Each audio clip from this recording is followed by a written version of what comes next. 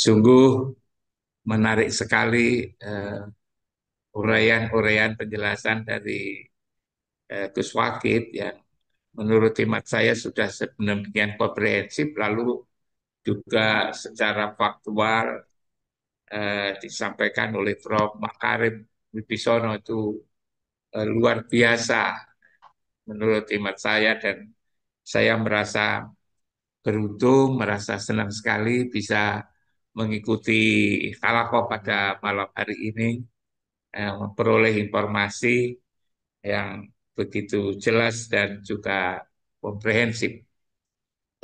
Eh, Rasanya memang tidak mudah memberikan sumbangan pikiran ini, Gus Wakid, karena kalau sudah menyangkut tentang perang ini, persoalannya sudah terjadi. Rasa-rasanya kalau itu dalam perspektif agama gitu, itu bagaimana bisa mendamaikan orang yang sudah lagi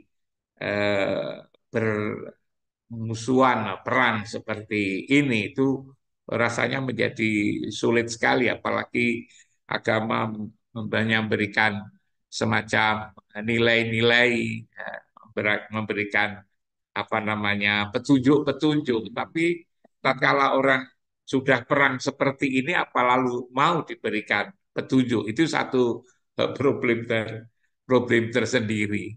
Tapi kalau kita mengingat dari perspektif agama, kita lihat dari Rasulullah sendiri bahwa perang itu memang selalu terjadi sepanjang hidup ini.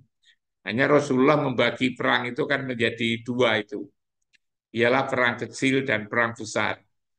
Perang kecil itu adalah perang fisik, ya, perang Israel sama Palestina yang sekarang berkembang menjadi Iran ikut, dan juga yang lain-lain ikut ambil bagian dalam peperangan itu kalau dalam perspektif agama, perspektif Islam yang disebut Rasulullah itu perang kecil. Tapi perang kecil itu sendiri penyelesaiannya sudah begitu rumit, menghentikannya sudah sepertinya akan sulit, apalagi banyak negara yang juga ikut ambil bagian di itu, dan apalagi perang Israel dan Palestina ya disebut-sebut oleh Prof. Makarim Wibisono sudah terjadi sekian lama dan juga tidak selesai-selesai sampai sekarang, bahkan beberapa tahun kayaknya akan selesai, tapi akhir-akhir ini sudah seperti kembali yang semula. Karena itu perang kecil ini ternyata adalah sangat berat gitu kan kita hentikan, dan kita belum bisa membayangkan siapa yang mempunyai kekuatan untuk menghentikan konflik seperti ini. Nah, tetapi barangkali dalam jangka panjang dan juga kiranya bisa menjadikan renungan kita bersama adalah bagaimana sesungguhnya eh, peperangan kayak begini ini, konflik ini tidak terjadi. Memang itu semua bersumber daripada manusianya sebetulnya itu. Maka saya kalau merenung-renungkan apa iya perang besar itu adalah perang melawan diri sendiri gitu. Apakah iya besar eh, perang besar itu adalah perang melawan diri sendiri?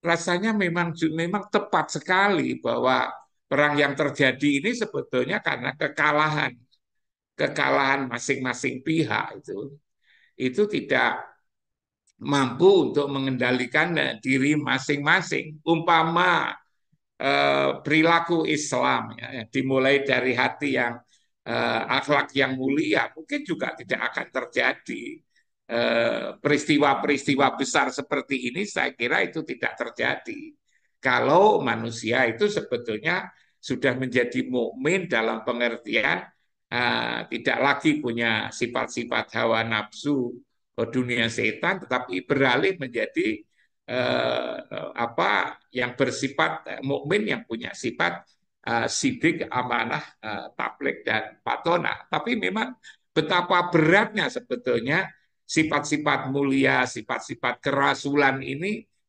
sampai kepada atau ada pada diri setiap mukmin ini gitu. Mukmin yang bersifat mulia juga bersifat mulia.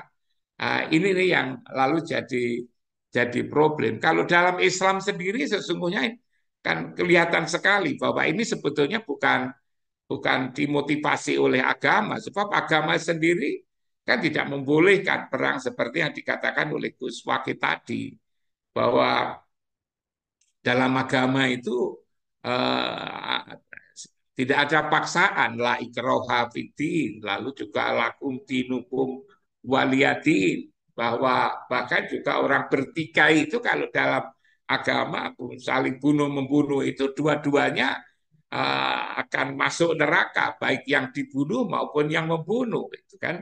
Yang dibunuh jelas, yang membunuh jelas, tapi yang dibunuh itu juga mendapatkan ancaman serupa. Karena apa? Karena yang dibunuh itu sendiri, andaikan dia punya peluang, dia juga akan membunuh musuhnya. Maka kalau dilihat dari kajian-kajian Islam, baik itu dari Al-Quran maupun hadis Nabi yang seperti yang saya sampaikan tadi, tidak ada paksaan dalam agama, silakan agamamu, agamaku, agamamu, agamamu, dan agamaku, agamaku, agamamu, agamamu, agamaku, agamaku, apalagi lalu juga selalu disebut setiap saat bahwa Islam itu adalah agama kedamaian. Tidak saja Islam, tetapi juga agama-agama yang lain juga menumbuh kembangkan kasih sayang. Semua agama itu tidak ada yang mengajak orang itu berperang. Maka artinya sebetulnya kalau orang itu beragama tidak akan terjadi ini. Ini terjadi karena sifat-sifat manusia itu sendiri itu kan menurut hemat saya. Jadi karena itu juga saya menangkap ada semacam peneguhan bahwa ini sebetulnya muncul bukan karena agama.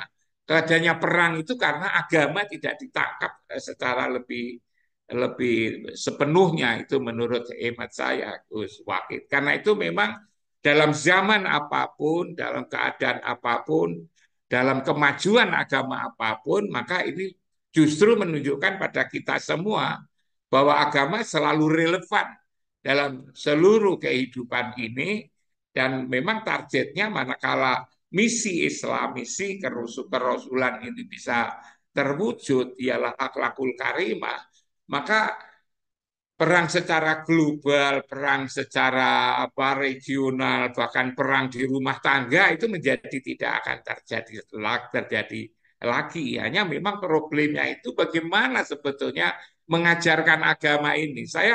Pikiran saya setelah mengikuti berbagai macam perbincangan di halakoh ini dan juga di kajian-kajian yang lain, memang yang kita pikirkan adalah apa yang salah sebetulnya dari agama ini.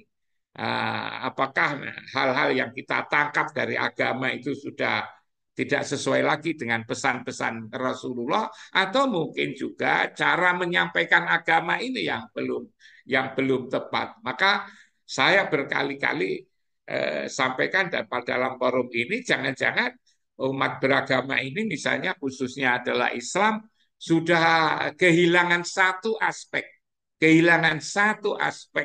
yang justru aspek itu justru sangat penting, ialah pembinaan ruhani, pembinaan akhlak ini, Gus Wakid.